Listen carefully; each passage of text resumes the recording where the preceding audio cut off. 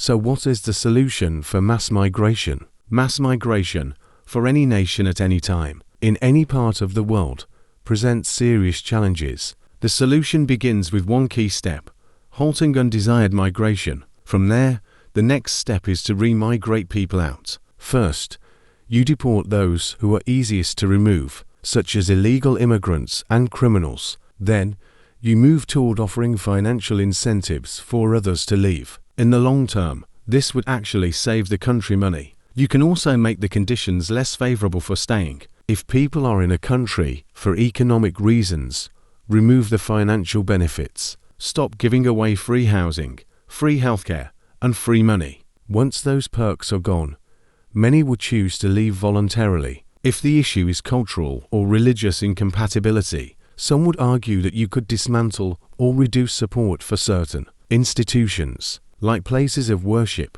that represent a fundamentally different worldview. The thinking here is that, if integration fails, separation becomes inevitable. Eventually, it may come to forced remigration, which would require changing the laws, and that leads to the moral question: is it right or wrong? Well, mass migration was never voted for. In fact, it was consistently voted against in many Western elections for the past 60–70 years. Native populations have repeatedly expressed a desire for less migration, not more, yet political leaders have ignored them. So, at some point, if governments continue refusing to act, the pressure will build that could eventually lead to forced action, social unrest, or even civil conflict. I'm not advocating for this. I'm simply stating hypothetically what might happen if nothing changes, and if native populations feel increasingly displaced and unheard. Because ultimately,